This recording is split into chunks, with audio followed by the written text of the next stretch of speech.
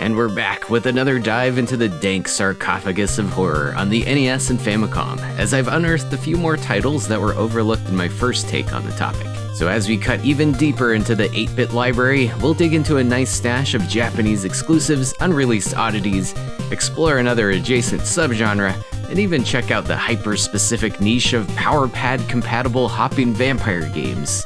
Dust off that machete one more time, and let's check out every NES horror game, Part 2.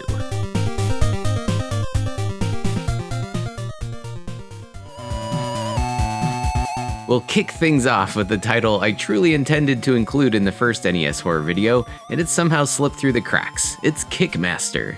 Developed by KID and published by Taito in 1992, this North American exclusive took some heavy inspiration from the Castlevania series, and thus the Kicklevania was born.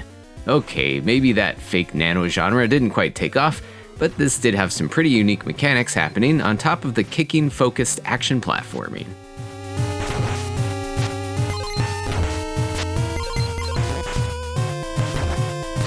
A random smattering of items will spray out from your defeated enemies, either giving you more health, magic power, experience points, or even poison. And as you progress through the game, you can level up and learn all sorts of crazy kicking attacks, along with finding a wide assortment of spells, which you'll certainly need to face the onslaught of weird monsters and demons on your path to rescue the princess and avenge the death of your brother.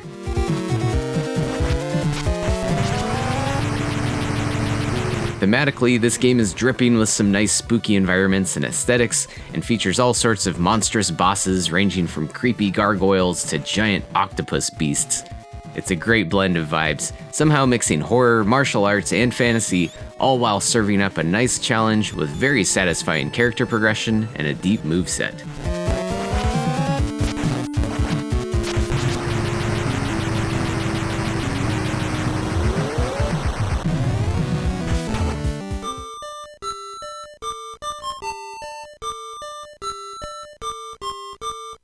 And we'll head across the pond here for a title exclusive to the Famicom Disk System with Kiki Kaikai Doutou-hen, released in 1987 by Taito, with this being an expanded version of the original arcade game, which started off what many may now know as the Pocky and Rocky series. You control the Shinto shrine maiden Sayo-chan, armed with her Ofuda scrolls and Gohei wand, facing off with all sorts of fiendish yokai who have kidnapped the 7 gods of fortune, following the same plot setup as the arcade game. The Famicom Disk System version sets itself apart by introducing more emphasis on adventuring, demanding more exploration of an open-world map, limited ammo resources, and paywalled areas, and even a day-night cycle, and a 1-year deadline to complete the game. It also introduced 2-player alternating support, and an additional playable character named Miki-chan, based on a pop idol who at the time released a song using the game's title screen music. And while this was never ported stateside, just recently in early 2024, a fan translation was released for this, and can now be enjoyed in English. Some of the mechanics haven't aged too well, but it's definitely worth a curious look for fans of the series, or anyone looking to blast away some ghostly yokai.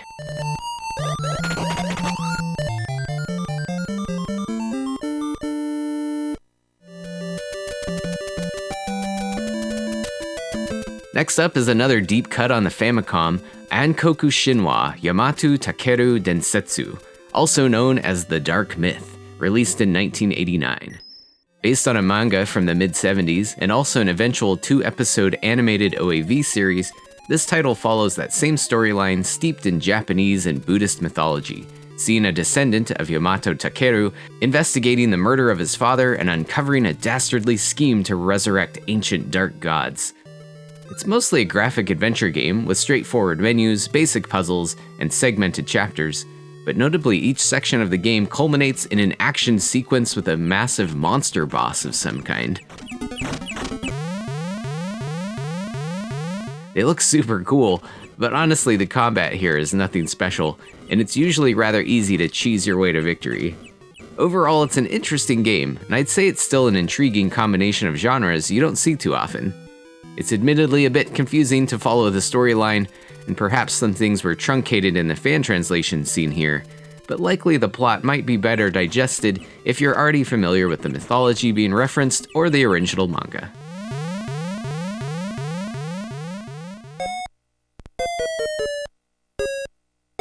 Now let's crank things up to 11 and jam out with Seikima II Akuma no Gyakushu, a 1986 Famicom game starring the Japanese metal band of the same name, known for their own stylized kabuki makeup, crazy outfits, and fictional demonic personas spreading the good word of Satan and basically hoping to wreak havoc on the planet. Their video game sees their frontman, Demon Kogure, on a quest to rescue his bandmates from Zeus, hopping and bopping through various stages and collecting every item in a room in order to open up the path to another one, with occasional backtracking along with purchasing upgrades for your attack or buying more health. Seems simple enough, but the jumping control is pretty weird, and your health is also constantly draining and putting a pressure on balancing your speed with avoiding enemies, not to mention hunting down the proper path forward or uncovering hidden items.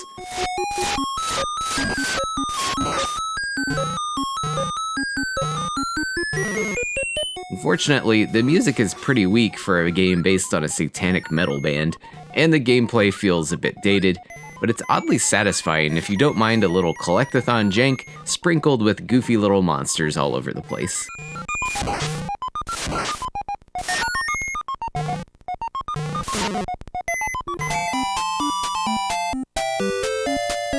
Another jank oddity awaits in The Lost Word of Jenny. Jenny originating from a toy line in Japan that was essentially an overseas version of Barbie.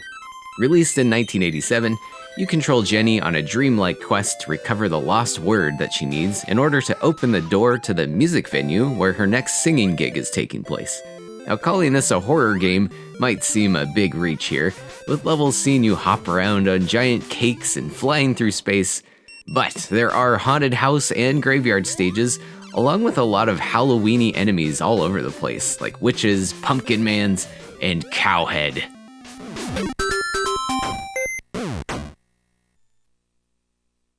Not to mention this, ghost, yeah.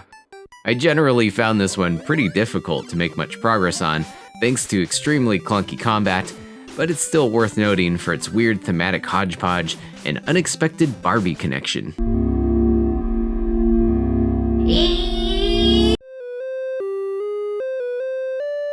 The next up is an unreleased prototype, The Adventures of Dr. Franken. Dr. Franken did see some games released on the Game Boy and Super Nintendo, but this NES version, along with a Game Gear version, did not see a final release, and there was also a completely cancelled Mega Drive port. You play as Frankie, exploring a 7-floor castle in search of your girlfriend Bitsy's body parts, and often needing keys or other various items to open up new areas, essentially making this game a basic single-screen Metroidvania kind of experience. Despite its prototype state, it is still totally playable to the end, which might not be too surprising, seeing as it's very similar to its Game Boy counterpart, but with an expanded viewport and color capabilities. So it's a corpse that might be worth digging up if you ever had any fondness for the handheld version.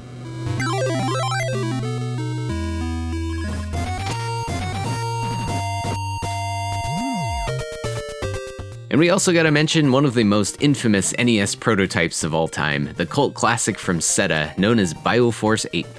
Originally revealed at CES in 1991, and even getting a brief mention in Nintendo Power, the game would be cancelled and seemingly lost forever until a prototype was obtained and dumped in 2010. Lucky for us, it is entirely playable, although its blisteringly fast gameplay speed and short length of 3 levels might allude to it not being fully realized to its ultimate potential. Regardless, it's an absolutely hilarious and unhinged experience, zipping around the screen with insane momentum, wrestling with dudes dressed like bees and alligators. And calling it horror is perhaps another stretch, but it feels adjacent to something like Altered Beast or Werewolf the Last Warrior, with a goofy, pulpy comic book vibe, a surprisingly great soundtrack, and just undeniably a blast if you can rein in the physics. And it's absolutely primed for speedrunning chaos.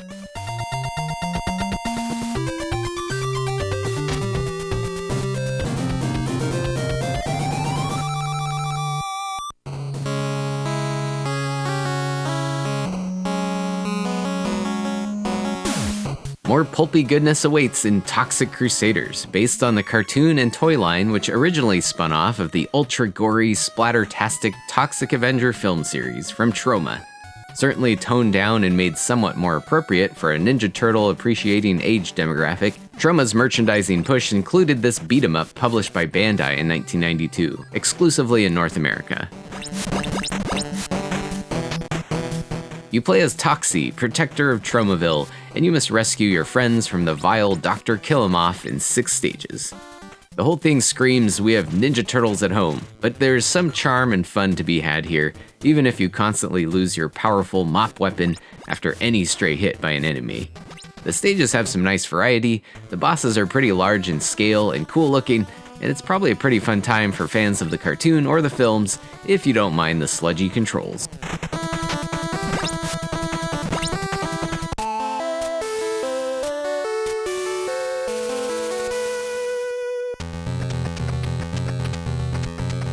We'll get back to some more obvious horror themes here with a look at Seirei Gari, aka Ghost Hunter, a Famicom exclusive adventure game published by Hudson Soft and developed by Advanced Communication Company, a crew which keeps popping up on the channel lately, with gems like Dino Wars and Dr. Jekyll and Mr. Hyde in their gameography. The game starts off with your girlfriend being abducted and your grandpa murdered by a demonic being named Rosencruz, and you embark on a quest to save her and stop his plans for world conquest. It's got the traditional menu of looking, speaking, using items, and so on, and generally has a pretty simplified structure where you must exhaust all necessary menu options at hand to proceed through the game, and solving basic puzzles at times. Enemy encounters pop up from time to time as well, but again it's just a matter of choosing the correct action to win, and the only actual moments of peril occur during a rather complicated cave maze sequence near the game's conclusion.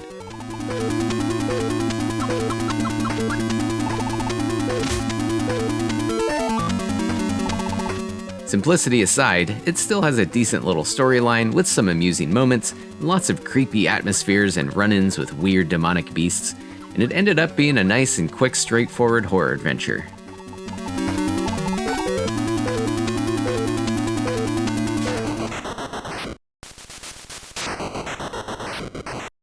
The Famicom would also see a couple of adventure games released based on the mystical manga series Kujaku Ou, aka Peacock King. You play as Peacock, a young demon-hunting monk in modern-day Japan, with all sorts of mystical techniques at your disposal, on top of the typical adventure game menu commands. Aside from the usual investigating of your surroundings as you try to uncover why the local temples are getting attacked, you also end up in random battle encounters, where you won't need to grind RPG style or anything, but you will need to consider your remaining hit points and chi levels, and utilize the best strategies to survive.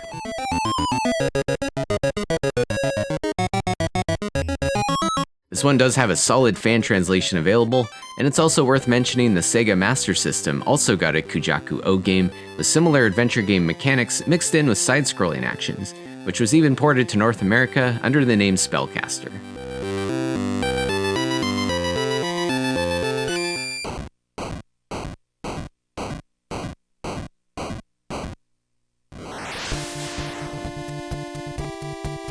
The sequel would see a Famicom release 2 years later in 1990 with a different developer and a fairly distinct visual upgrade and more depth in its gameplay mechanics.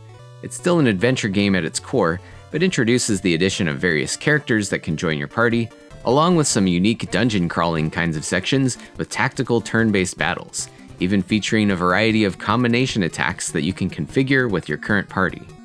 I haven't played all the way through this one yet, and luckily it also has a full fan translation, but I have heard that it follows the source material fairly well, and is likely a fun time for those interested in the franchise.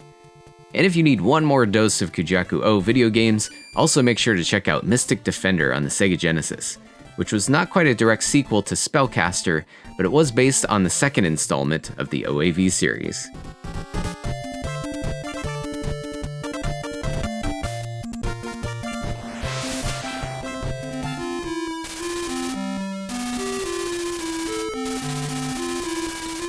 We'll continue to explore more spooky adventure games with a quick delve into Tombs and Treasure, originally released on various computer platforms by Falcom and eventually developed for the Famicom and NES by Compile, and interestingly published by Infocom in North America, a company better known for their text adventure games like the Zork series.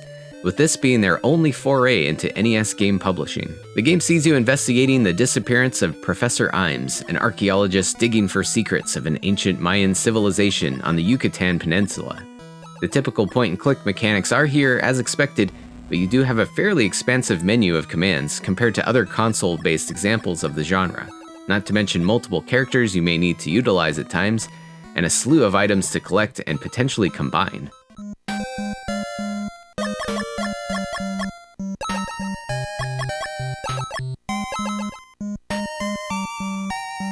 Additions to the home console version also included a handful of RPG-light monster encounters, which aren't so much tactical battles, but feel more like progress walls to keep you from entering certain areas too soon, as you gradually gain experience from winning fights and solving other puzzles throughout the area. The game also features a top-down overworld view to get from site to site, but having access to the map that came with the game is highly recommended, not to mention the instruction manual, which includes some important clues from the professor's journal.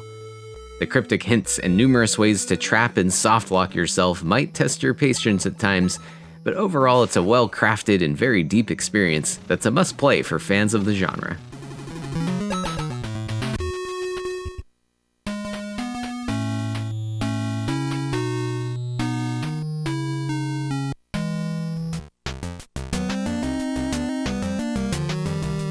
Adventure game mechanics and beat-em-up genres collide a bit here with Nightshade, released exclusively in North America in 1992, published by Konami's Ultra sublabel, and developed by Beam Software. Thematically, this one sits adjacent to horror with a dark and gritty film noir comic book-like story with some goofy humor in the mix as well. This one is admittedly a bit daunting to get into, without much clear direction on what to do and some rather janky action sequences. And even continuing after a death requires you to puzzle your way out of a recurring death trap. But it certainly seems to have a lot of character and uniqueness if you have the patience to see it through and stop the jackal-headed crime lord Sutek from taking over Metro City.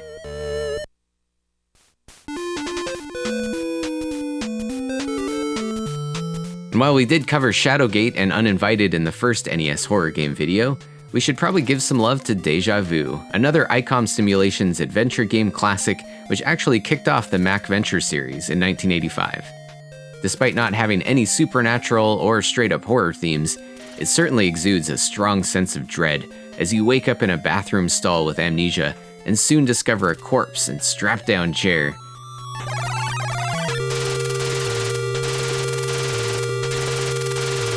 So you'll need to point and click your way through this hard-boiled, film noir-inspired detective yarn, with the same game engine and menu-driven interface we know from Shadowgate, and the same level of quality delivered by Kemco's ports of these classic adventure games. And there are a handful of other murder mystery kind of games on the Famicom, which feels like a nice little horror-adjacent subgenre to gloss over real quick here. Famicom Detective Club would have 2 entries on the Famicom disk system, and while no fan translation exists for them, they were remade, localized, and released for the Switch in 2021.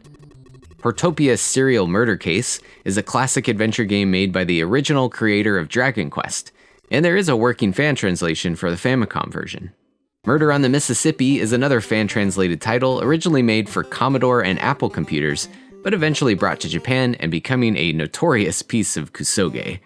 Famicom would also get a handful of Sherlock Holmes games of various genres, and last but not least, I should mention 4 games from Data East's prolific Jake Hunter series, but unfortunately none of which seem to have fan translations, and Jake wouldn't find his way stateside until a collection on the Nintendo DS.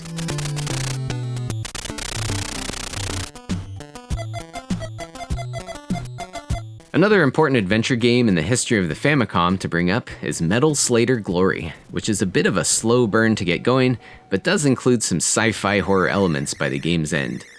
Developed and published by HAL Laboratory in 1991, before they were bought out by Nintendo, it's gained some notoriety for it being the largest Famicom game, making it rather costly to produce and causing all sorts of financial issues for HAL, not to mention it went through 4 years of development to finally complete production of the game.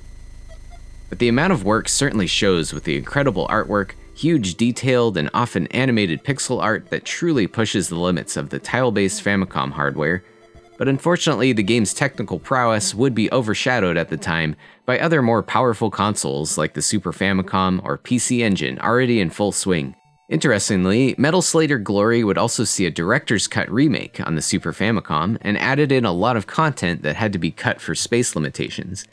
But even that was released super late in that system's life cycle in the year 2000, and only available by downloading it onto Nintendo Power Flash cartridges. While the game is certainly historically intriguing in terms of its ripple effect on HAL and Nintendo's past, it's still certainly a fine example of the visual novel adventure genre to dig into, not only for its great art, but other nice touches like branching storylines and even some brief action sequences.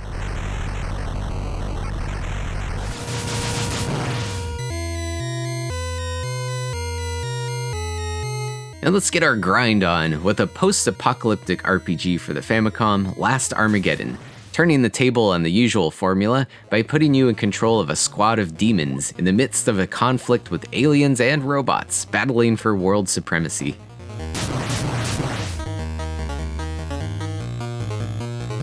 This was originally released for Japanese computers and the PC Engine CD, but the scaled-down Famicom port would be the only current way to play this in English thanks to a fan translation. With cut content and even slower gameplay, this probably isn't the ideal way to experience this game, infamous for its difficulty and dated design. But if you have the patience to exploit its leveling up system, or a fast forward button in your emulator of choice, you might get a kick out of the variety of monsters you'll control and encounter as you explore the ruins of the prior human civilization.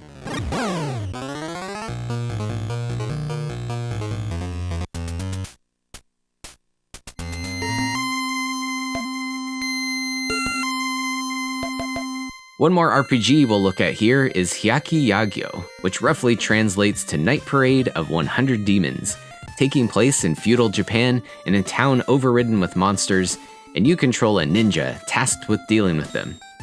Unfortunately, there's not been a translation made for this one yet, but it seems to be an open-world RPG with turn-based combat, recruitable townspeople, and some dungeon crawling in the mix as well. Let's hope for an English patch someday on this one, but otherwise, there are walkthroughs floating around if you're curious.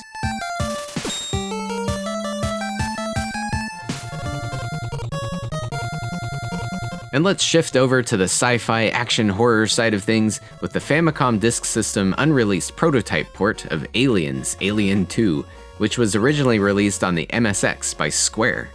You control Ripley in a fairly straightforward run-and-gun, blasting facehuggers and xenomorphs, while picking up new weapons or upgrades to your jumping abilities. In fact, you won't want to miss any of those jump boots pickups, as sometimes you'll get stuck somewhere if you can't jump high enough. The experience here feels a bit rough and unpolished, drenched with damaging acid everywhere, janky platforming, recycled bosses, and questionable level design. But the prototype is very playable and seemingly complete if you want to give it a try.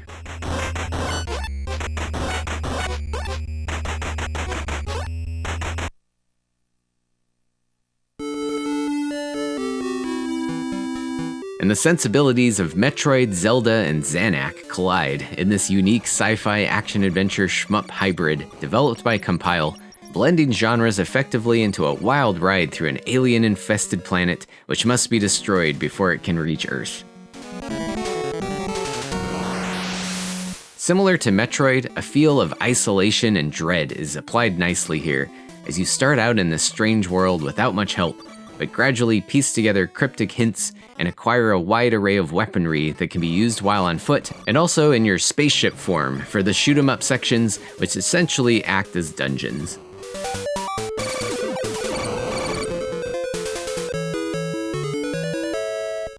All of these must be discovered and cleared to eventually face off with a monstrous final boss, and some stages with blisteringly hectic action and a heavy emphasis on survival strategies and tactics. The game may start out a bit slow and disorienting, but I felt that it led to an immensely satisfying feeling of character progression that affects both modes of gameplay. Overall, I had a wonderful time playing through this one.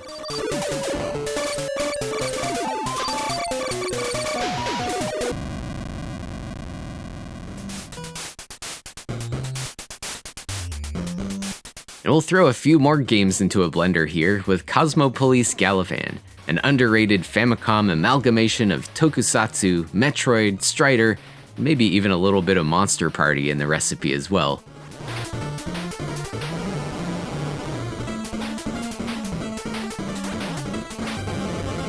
As the last remaining member of the Cosmo police, you must stop the evil Mado Syndicate from conquering the universe, a premise similar to its original arcade game from 1985, and inspired by the Space Sheriff Gavan TV series.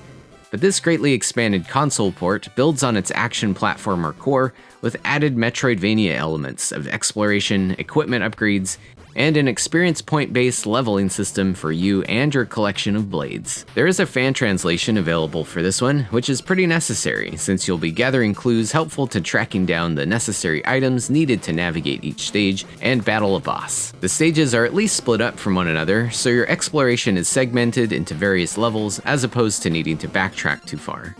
This one is admittedly a little janky at times and has a few puzzling moments of hunting for the right floor to blow up, but definitely a great title for fans of the genre, not to mention some great monsters and goopy alien guts layers to journey through.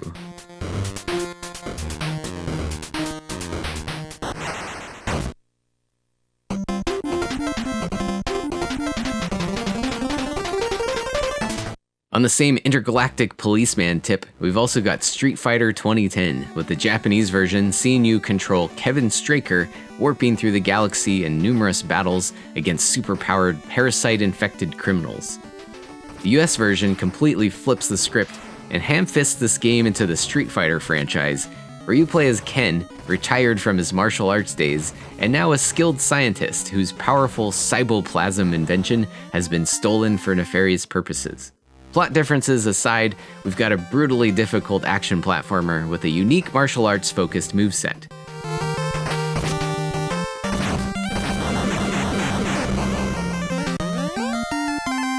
This one sits firmly in sci-fi territory, but I thought it was worth a mention today for some nice bio-horror flavor here in some of the environments and mutated monsters you'll be dealing with.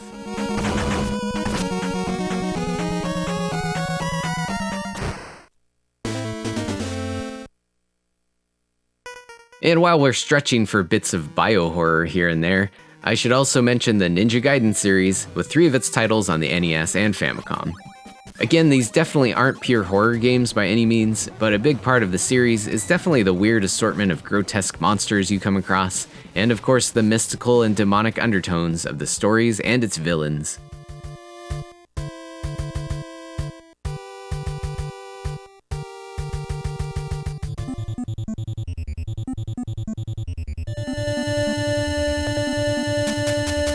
Now, diving deeper into the multitude of ninja games on the platform could honestly take up an entire compilation video of its own, but I gotta mention one more here with Ninja Crusaders. Certainly a more rough and raw take on the Ninja Gaiden formula, it's still a pretty fun one to play through, with various weapons to pick up, animal transformation abilities, one-hit KO gameplay, and plenty of cool Giger-esque monster bosses to dispatch.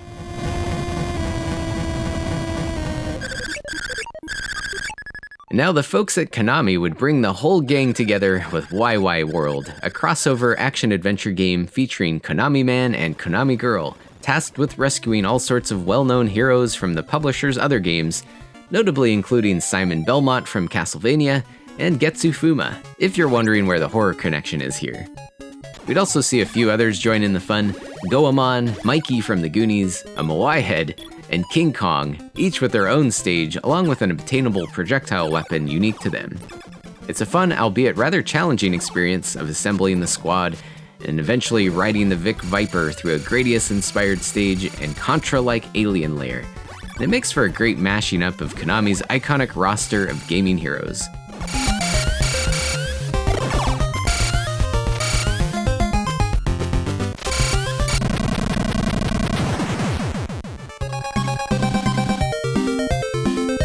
We'd also get a Wai Wai World 2, again bringing together a variety of playable Konami characters, but this time with a more straightforward linear action game that goes heavy on auto-scrollers, but also peppers in a few different mini-games to mix things up.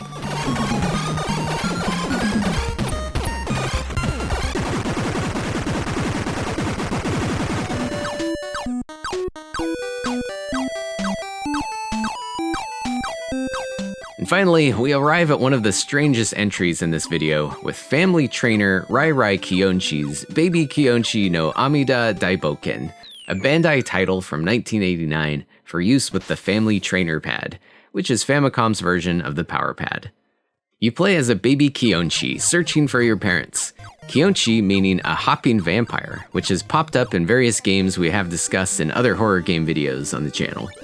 You can play with up to 3 players, basically sending your character up these ladder paths until hitting a minigame, where you have to hop around to avoid things or land on logs.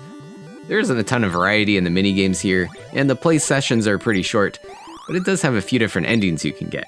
Another notable thing to mention about this one is that it's often considered to be a likely candidate for the source of the mysterious title Yeah Yeah Beavis 1, a supposedly lost NES game that appeared in a Funko mail order ad.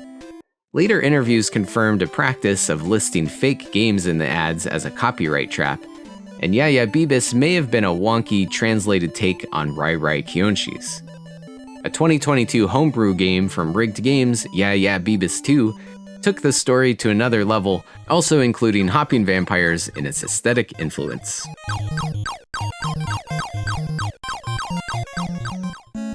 And now for the pinnacle of vampire horror on the console, Sesame Street Countdown. Starring the vicious, depraved, immortal, blood-sucking fiend himself, the Count, with a fully digitized voice, no less. Find 10. Man, how could I have missed this one last time? Oh well, but seriously, special thanks go out to anyone who commented in the last NES horror video with anything that seemed overlooked. If you haven't already checked it out, make sure to watch that video or another one of the numerous compilations I've put together on other consoles and franchises as well. Thanks so much for watching, and we'll catch you next time. Wonderful! I can't believe he forgot me again.